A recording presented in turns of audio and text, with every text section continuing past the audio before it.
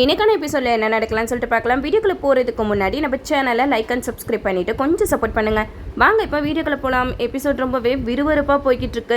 நம்ம ரேவதிக்கு ஒரே குழப்பமாக இருக்குது. என்னது இது, இந்த எம்டி நம்ம எங்கே போனாலுமே இருக்காரு, இவருக்கும் நம்மளுக்கும் ஏதாவது சம்மந்தம் இருக்குமா, எல்லாருமே என்கிட்ட ஏதோ ஒரு விஷயத்த மறைக்கிற மாதிரி இருக்கே அப்படின்னு சொல்லிட்டு நம்ம ரேவதிக்கு ரொம்பவே சந்தேகம் வந்துட்டுருக்கு.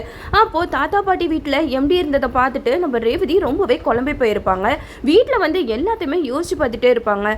அந்த எம்டிக்கும் எங்கள் ஃபேமிலிக்கும் ஏதோ ஒரு வகையில் தொடர்பு இருக்குது, அதனால தான் எங்கள் ஃபேமிலி மெம்பர்ஸ் எங்கே இருந்தாலும் அவரும் இருக்காரு, இது என்ன ஏதுன்னு தெரியாமல் நம்ம விடக்கூடாது அப்படின்னு சொல்லிட்டு நம்ம ரேவதி அங்கேயும் இங்கேயும் லாவிக்கிட்டே இருப்பாங்க. அப்போ ரோகிணி வருவாங்க. எப்படியாவது நம்ம அக்கா கிட்ட கேட்ட வேண்டியதான் அப்படின்னு சொல்லிட்டு ரோகிணி கேட்குறாங்க. அக்கா உங்ககிட்ட நான் ஒரு விஷயம் கேட்பேன், நீங்கள் உண்மையை சொல்லுங்க அப்படிங்கிற மாதிரி கேட்கும்போது ரோகிணி சொல்கிறாங்க, எனக்கு தெரியும் ரேவதி, நீ என்கிட்ட என்ன கேட்க வரன்றது எனக்கு நல்லாவே தெரியுதா அப்படிங்கிற மாதிரி சொல்ல. அப்போ ரேவதி சொல்கிறாங்க, சரி நீங்களே சொல்லுங்க, நான் அப்படி உங்ககிட்ட நான் என்ன கேட்க போகிறேன் அப்படிங்கிற மாதிரி கேட்கும்போது ரோகிணி சொல்கிறாங்க, அந்த எம்டியை பற்றி தானே நீ கேட்க போகிற அப்படிங்கிற மாதிரி சொல்ல. அதை கேட்ட ரேவதி சொல்கிறாங்க, பரவாயில்லையே, நான் என்ன கேட்க வரனோ அதை டக்குன்னு புரிஞ்சுக்கிட்டீங்க அப்படிங்கிற மாதிரி சொல்ல. அதுக்கு ரோகிணி சொல்கிறாங்க, அதான் உன் முகத்திலே எழுதி ஒட்டி இருக்கு, உனக்கு அந்த எம்டி நம்ம எங்கே போனாலும் கூடவே இருக்காரே, அப்படி என்னதான் அவருக்கும் நம்ம ஃபேமிலிக்கும் என்ன சம்மந்தம் இருக்கும் அப்படின்னு சொல்லிட்டு தானே நீ மண்டை போட்டு குழப்பிக்கிட்டு இருக்க அப்படிங்கிற மாதிரி கேட்க. அதுக்கு ரேவதி சொல்கிறாங்க, ஆமாக்கா நீ கொஞ்சம் நல்லா யோசிச்சு பாரு, நான் வந்து நம்ம வீட்டு ஃபங்க்ஷனுக்கு இன்வைட் பண்ணவே இல்லை, ஆனால் அவரே நம்ம வீட்டு ஃபங்க்ஷனுக்கு வந்தார்.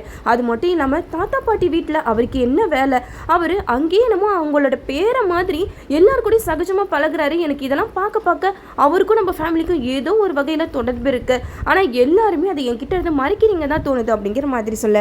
இதை கேட்ட ரோகிணி வந்து ரேவதி கிட்ட கேட்குறாங்க, சரி ரேவதி உன்னோட சந்தேகம்லாம் ஒரு பக்கம் இருக்கட்டும், ஆனால் நான் கேட்குற கேள்விக்கு நீ ஒரு பதில் சொல்வியா அப்படிங்கிற மாதிரி கேட்க. அப்போ ரேவதி சொல்கிறாங்க, பரவாயில்லக்கா கேளுங்க அப்படிங்கிற மாதிரி சொல்ல. அதுக்கு நம்ம ரோகிணி சொல்கிறாங்க, ரேவதி ஒருவேளை உன்னோட எம்டி பாட்டியோட பேரனா இருந்தா நீ கண்டிப்பாக அவரை விரும்பியிருப்பியா அப்படிங்கிற மாதிரி கேட்க.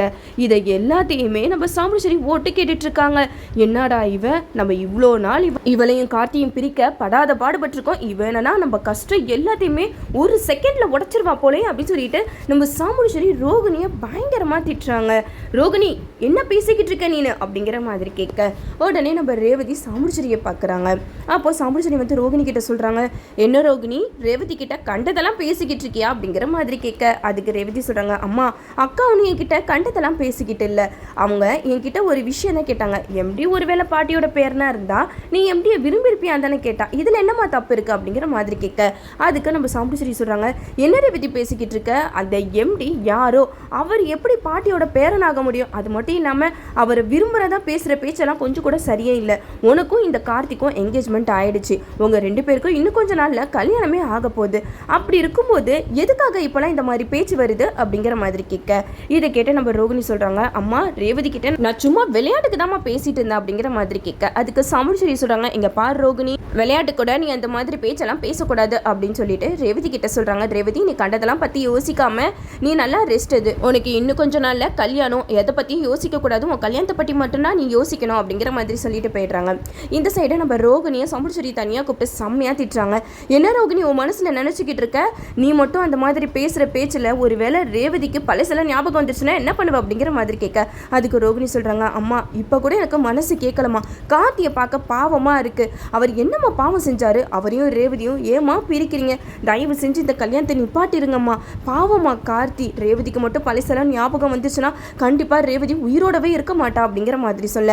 அதுக்கு சாமுண்டீஸ்வரி சொல்கிறாங்க, அதை பற்றிலாம் எனக்கு கவலை கிடையாது, ரேவதிக்கு பழசெல்லாம் ஞாபகம் வந்துச்சுன்னா அப்போ நான் சொல்ல வேண்டிய விதத்தில் சொல்லி நான் அவளுக்கு புரிய வச்சுப்பேன், அதை பற்றிலாம் நீ எதுக்கு கவலைப்படுற அப்படிங்கிற மாதிரி கேட்க. அதுக்கு ரோகிணி சொல்கிறாங்க, அம்மா நீங்கள் பண்ணுறது ரொம்ப தப்பு, ஒன்றுக்கு 2 தடவை நீங்கள் யோசிச்சு பாருங்கள், உங்கள் பொண்ணோட வாழ்க்கையில் நீங்கள் விளையாடிட்டு இருக்கீங்க அப்படிங்கிற மாதிரி சொல்ல.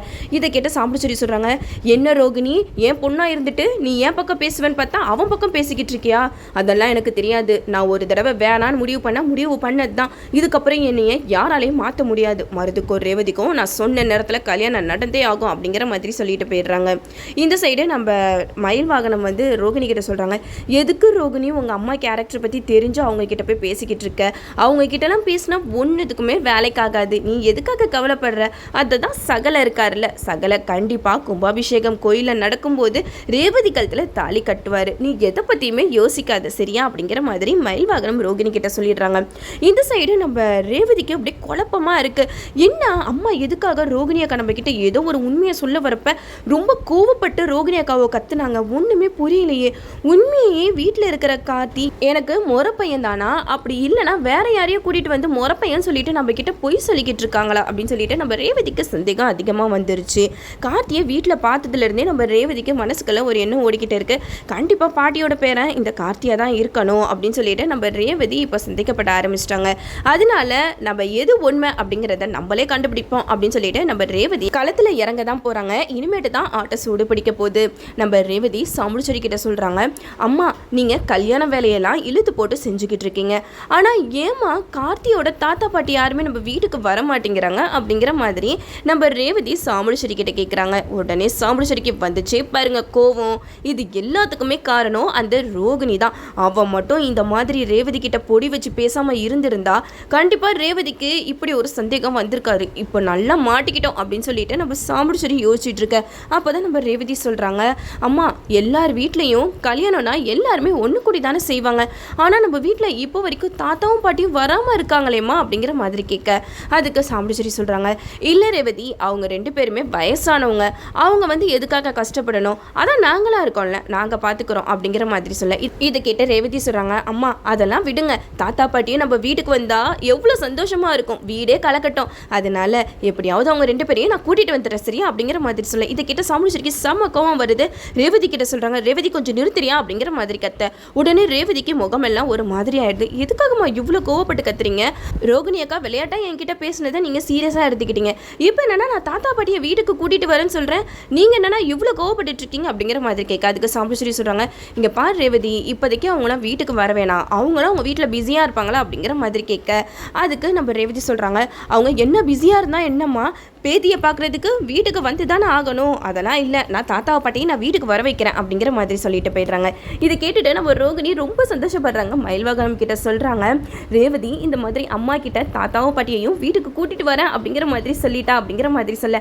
அதுக்கு மயில்வாகனம் சொல்கிறாங்க, சூப்பர் ரேவதி இப்படி தான் இருக்கணும், இதுக்கப்புறம் நம்ம சாமுடிச்சேரி அத்தையால் எப்படி இதெல்லாம் அவாய்ட் பண்ண முடியும் நம்மளும் பார்ப்போம். தாத்தாவையும் பாட்டியும் ஒரு தடவையும் வீட்டுக்கு வர வச்சு எவ்வளோ அசிங்கப்படுத்திட்டு இருந்தாங்க, இப்போ என்னன்னா ரேவதிக்காக அவங்க 2 பேத்தையும் வீட்டுக்குள்ள வர வச்சு தானே ஆகணும் அப்படிங்கிற மாதிரி மயில்வாகனம் சொல்ல. இதை கேட்ட ரோகிணி மயில்வாகனம் கிட்ட சொல்றாங்க, இப்படியெல்லாம் ஒரு விஷயம் நடக்கும் நான் கொஞ்சம் கூட எதிர்பார்க்கவே இல்லை, சீக்கிரமா தாத்தாவும் பாட்டியும் வீட்டுக்கு வரணும், அது மட்டும் இல்லாம பாட்டியோட பேரை கார்த்தி தான் அப்படிங்கிற உண்மை நம்ம ரேவதிக்கு தெரிஞ்சிச்சுன்னா கண்டிப்பாக நம்ம கார்த்தியோட தான் அவள் கல்யாணம் நடக்கும் அப்படிங்கிற மாதிரி நம்ம ரோகிணி ரொம்ப சந்தோஷமாக சொல்லிக்கிட்டு இருக்காங்க.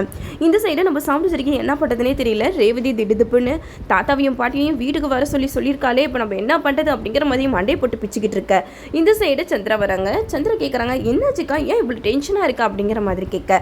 அதுக்கு சந்திரா சொல்கிறாங்க, சந்திரா போச்சு இப்போ நம்ம நல்லா மாட்டிக்க போகிறோம், ரேவதி வேற ஏதோ ஒரு சந்தேகத்தில் தாத்தாவும் பாட்டியும் எதுக்கு இவ்வளோ நாளாக வீட்டுக்கு வராமல் இருக்காங்க, அவங்கள நான் வீட்டுக்கு கூட்டிகிட்டு வர போகிறேன் அப்படின்னு சொல்லிக்கிட்டு இருக்கா அப்படிங்கிற மாதிரி சொல்ல.